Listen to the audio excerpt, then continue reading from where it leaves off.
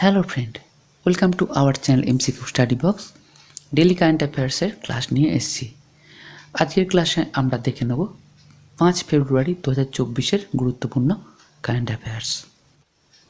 ভিডিওটা শুরু করবার আগে যে নোটটা করি সেটা একবার করে নিই। একটা লাইক, একটা শেয়ার, একটা সাবস্ক্রাইব করে চ্যানেলটার পাশে থাকো। চ্যানেলটা যেহেতু নতুন, তোমাদের একটা লাইক, একটা শেয়ার, একটা সাবস্ক্রাইব চ্যানেলটাকে অনেকটাই সাহায্য করবে। আর চ্যানেলটাকে সাবস্ক্রাইব করতে কোনো পয়সাও লাগে না, তাই অবশ্যই চ্যানেলটাকে সাবস্ক্রাইব করে চ্যানেলটার পাশে থাকো। চ্যানেলটাও আপকামিং সব এক্সামে তোমাদের পাশে থাকবে, এটুকু বলতে পারি। তো আজকের ভিডিও শুরু করা যাক। 1 নম্বর কোশ্চেনটা দেখো, কোন তারিখ রিউমাটয়েড আর্থারাইটিস অ্যাওয়ারনেস ডে পালিত হয়? অ্যান্সার হবে 2 ফেব্রুয়ারি বা 2 ফেব্রুয়ারি। এই ডেটগুলো কিন্তু খুবই গুরুত্বপূর্ণ, তোমরা আলাদা করে খাতায় নোট করে রাখতে পারো। তো আপাতত দেখো, 2 ফেব্রুয়ারি রিউমাটয়েড আর্থারাইটিস অ্যাওয়ারনেস ডে পালিত হয়। 2 নম্বরটা দেখো, 50তম ভারতরত্ন পুরস্কার কাকে দেওয়া হবে? অ্যান্সার হবে লালকৃষ্ণ আদবানি। প্রাক্তন উপপ্রধানমন্ত্রী ছিলেন ভারতবর্ষের তিনি, সেই এবং বিজেপি নেতা লালকৃষ্ণ আদবানিকে 50তম ভারতরত্ন পুরস্কার দেওয়া হবে। এবার 3 নম্বর কোশ্চেনটা আমরা দেখে নেব। সম্প্রতি কোন রাজ্য সরকার ডিজিটাল ডিটক্স উদ্যোগ চালু করেছে? অ্যান্সার হবে কর্ণাটক। মূলত অনলাইন গেমসকে কন্ট্রোল করার জন্য এবং অফলাইন যে ক্রীড়া সেগুলোকে উৎসাহিত করার জন্য এই ডিজিটাল ডিটক্স উদ্যোগ চালু করেছে কর্ণাটক রাজ্য। 4 নম্বরটা দেখো, তামিলনাড়ুর 18তম ওয়াইল্ড লাইফ স্যাংচুয়ারির নাম কি?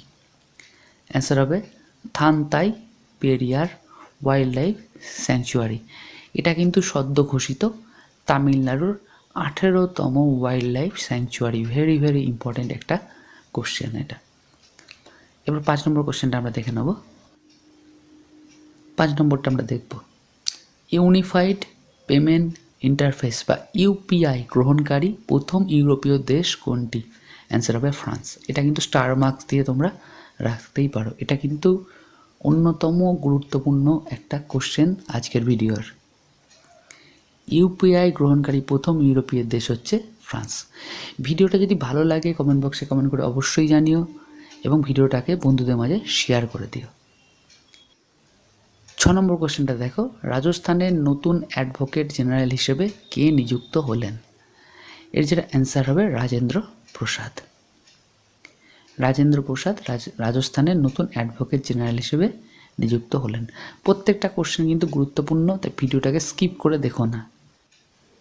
এরপর 7 নম্বর কোশ্চেনটা আমরা দেখব, এশিয়ান ক্রিকেট কাউন্সিলের চেয়ারম্যান পদে কাকে পুনর্নিযুক্ত করা হয়েছে? এশিয়ান ক্রিকেট কাউন্সিলের চেয়ারম্যান হিসেবে কাকে পুনর্নিযুক্ত করা হয়েছে? অ্যান্সার হবে জয় শাহ। বিসিসিআই সেক্রেটারি জয় শাহ, তাকে এশিয়ান ক্রিকেট কাউন্সিলের বা এসিসি এর চেয়ারম্যান পদে পুনরায় নিযুক্ত করা হয়েছে। এবার 8 নম্বর কোশ্চেনটা দেখো, গ্র্যামি অ্যাওয়ার্ড 2024-এ বেস্ট গ্লোবাল মিউজিক অ্যালবাম পুরস্কার কে জিতেছে? অ্যান্সার হবে দিস মুমেন্ট। এই অ্যালবামটা বেস্ট গ্লোবাল মিউজিক অ্যালবাম পুরস্কার জিতেছে গ্র্যামি অ্যাওয়ার্ড 2024-এ। এটার সাথে জড়িত আছেন শঙ্কর মহাদেবন এবং জাকির হোসেন। তো আজকের ভিডিও এ পর্যন্তই।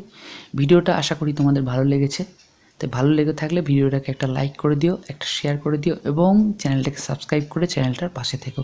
এটা সাবস্ক্রাইব করতে কোনো পয়সা লাগে না, কিন্তু সেটা আমার মতন নতুন ইউটিউবারদের ভালো ভালো ভিডিও বানাতে অনেকটাই মোটিভেট করে। তাই অবশ্যই চ্যানেলটাকে সাবস্ক্রাইব করে চ্যানেলটার পাশে থেকো। অনেক অনেক পড়াশোনা করো। ভিডিওটা দেখবার জন্য ধন্যবাদ।